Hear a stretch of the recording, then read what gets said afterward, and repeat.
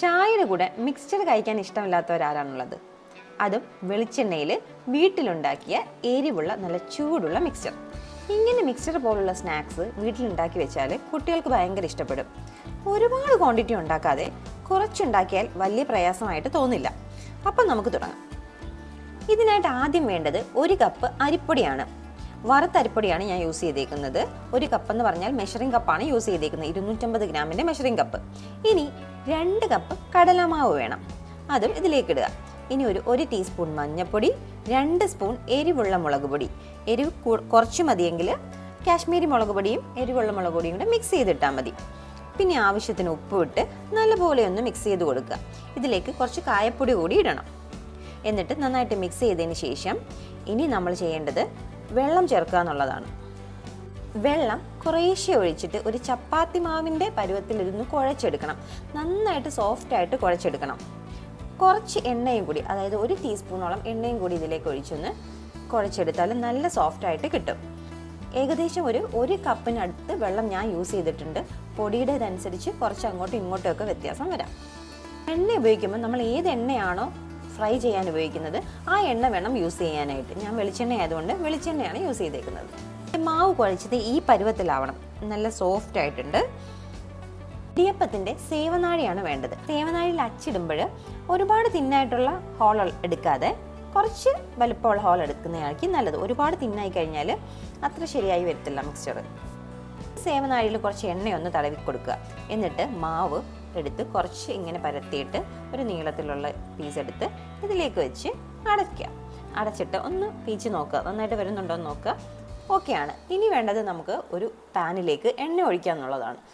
എണ്ണ ഇത് മുങ്ങിക്കിടക്കാൻ വേണ്ട പാകത്തിനോളം എണ്ണ ഒഴിക്കണം. ഞാനിവിടെ ഒരു 1/2 ലിറ്ററിന് മുകളിൽ എണ്ണ ഒഴിച്ചിട്ടുണ്ട്. ഇത് ഉരുളിയാണ്. എണ്ണ തിളച്ച് വരുമ്പോഴേക്കും നമുക്ക് ഈ മാവ് ഇതിലേക്ക് ചുറ്റിയിടണം. കുറച്ച് വലിയ പീസായിട്ട് ചുറ്റിയിടുക.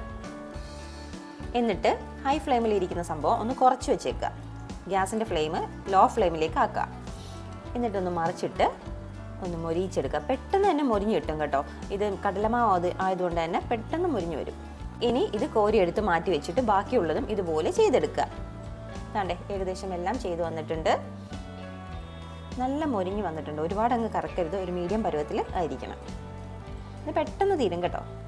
ഇനി നമുക്ക് ബൂണ്ടി ഉണ്ടാക്കണം. മിക്സ്ചറിനകത്ത് ഇടയ്ക്ക് ബോൾ പോലെ കിടക്കില്ലേ, അതാണ് ബൂണ്ടി. ബൂണ്ടി ഉണ്ടാക്കാനായിട്ട് നമുക്ക് വേണ്ടത് 1/2 കപ്പ് കടലമാവ്, ഒരു 1.5 ടേബിൾ സ്പൂൺ അരിപ്പൊടി, 1 ടീസ്പൂൺ മുളക് പൊടി, ഉപ്പ്, 1/4 ടീസ്പൂൺ മഞ്ഞൾപ്പൊടി, 1/4 ടീസ്പൂൺ കായപ്പൊടി. നേരത്തെ എടുത്ത ഇൻഗ്രീഡിയൻസ് എല്ലാം തന്നെയാണ്, ക്വാണ്ടിറ്റി ഒന്ന് കുറച്ചിട്ടുള്ളത്. ഇതെല്ലാം കൂടെ ഒന്ന് മിക്സ് ചെയ്തിട്ട് കുറച്ച് വെള്ളം ഒഴിച്ച് ഇഡലി മാവിൻ്റെ പരുവത്തിൽ കുഴച്ചെടുക്കുക.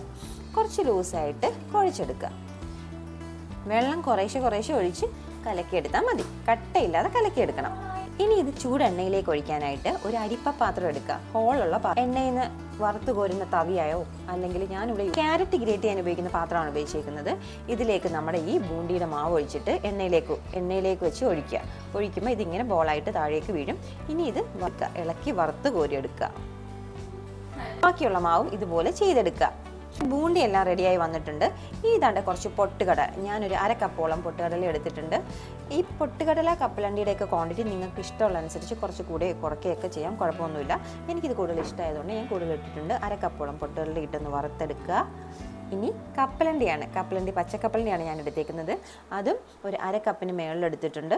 അതും ഇതിലേക്കിട്ട് എണ്ണയിലിട്ട് നന്നായിട്ട് വറുത്ത് കോരിയെടുക്കുക. ഇനി വേണ്ടത് വെളുത്തുള്ളിയാണ്. വെളുത്തുള്ളി ഒന്ന് തോലോട് കൂടി ഒന്ന് ചതച്ചെടുക്കുക. അതിൻ്റെ കൂടെ കുറച്ച് കറിവേപ്പിലയും കുറച്ച് വറ്റൽമുളകും എടുക്കുക. ഇതെല്ലാം കൂടി എണ്ണയിലിട്ട് നന്നായിട്ടൊന്ന് വറുത്തെടുക്കുക. വെള്ളമയമില്ലാതെ വറുത്തെടുക്കുക. വറുത്തെടുത്ത് കോരി മാറ്റി വെക്കുക. അങ്ങനെ നമ്മുടെ ഐറ്റംസ് എല്ലാം ഏകദേശം സെറ്റായിട്ട് വന്നിട്ടുണ്ട്. ഇനിയാണ് മിക്സിങ്ങിൻ്റെ പരിപാടി. ഈ സേവ് ഒരു പാത്രത്തിലേക്ക് ഇടുക. വലിയൊരു പാത്രത്തിലേക്ക് ഇട്ടിട്ട് കൈ കൊണ്ട് ചെറുതായിട്ട് പൊടിച്ചെടുക്കുക.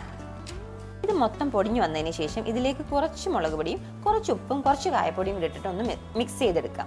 ചെറു ചൂടോടെയാണ് നമ്മളിത് പൊടിക്കുന്നത്. അതിലേക്കാണ് ഈ ഐറ്റംസ് എല്ലാം ഇടുന്നത്. അതുകൊണ്ട് പച്ച ചുവയ്ക്ക് മാറിക്കോളും. നമ്മുടെ ബാക്കി ഐറ്റംസ് എല്ലാം ഇതിലേക്കിട്ട് കൈ കൊണ്ട് നന്നായിട്ട് മിക്സ് ചെയ്യണം. ഇതെല്ലാം കൂടി ഒരേപോലെ ആവണം. ഒന്നുകിൽ അല്ലെങ്കിൽ ഒരു പാത്രത്തിലിട്ടിട്ട് ഇങ്ങനെ കുലുക്കി മിക്സ് ചെയ്താലും മതി. ഞാൻ കൈ കൊണ്ട് നന്നായിട്ട് മിക്സ് ചെയ്തെടുത്തിട്ടുണ്ട്. അങ്ങനെ നമ്മുടെ മിക്സ്ചർ റെഡി ആയിട്ടുണ്ട്. നല്ല അടിപൊളി ടേസ്റ്റാണ് കേട്ടോ. വെളിച്ചെണ്ണയിലായതുകൊണ്ട് ഒരു പ്രത്യേക ടേസ്റ്റാണ്. കുറേ അധികം ദിവസം വെക്കാനാണെങ്കിൽ നിങ്ങൾ വേറെ ഓയിൽ യൂസ് ചെയ്യുക. നമുക്കിത് കുറച്ച് സമയം കൊണ്ട് തന്നെ തീരും. അതുകൊണ്ട് വെളിച്ചെണ്ണയിലാണ് ഞാൻ ഇത് ഉണ്ടാക്കിയിരിക്കുന്നത്. എന്നിട്ട് കുറച്ച് ബോട്ടിൽസിലാക്കിയൊക്കെ വെച്ചിട്ടുണ്ട്. കുറേയൊക്കെ തിന്നു കഴിഞ്ഞു. അപ്പോൾ ഇടയ്ക്ക് സമയം കിട്ടുമ്പോൾ നമ്മുടെ കുഞ്ഞുങ്ങൾക്ക് വീട്ടിൽ ഇതുപോലത്തെ ഐറ്റംസ് ഒക്കെ ഒന്ന് ഉണ്ടാക്കി കൊടുക്കാൻ ശ്രദ്ധിക്കണം. നമ്മുടെ കടയിൽ നിന്ന് വാങ്ങിക്കുന്ന ഇതിനകത്തൊക്കെ എന്തൊക്കെ ഐറ്റംസാണ് ചേർത്തിരിക്കുന്നതെന്ന് നമുക്ക് യാതൊരുവിധ അറിവുമില്ല. നമ്മുടെ വീട്ടിലാകുമ്പം കുറച്ച് സമയം ഒന്ന് മെനക്കെട്ടാൽ കുഞ്ഞുങ്ങൾക്ക് ഇഷ്ടമുള്ള സാധനം ഹെൽത്തി ആയിട്ട് ഉണ്ടാക്കി കൊടുക്കാൻ പറ്റും. Thank you.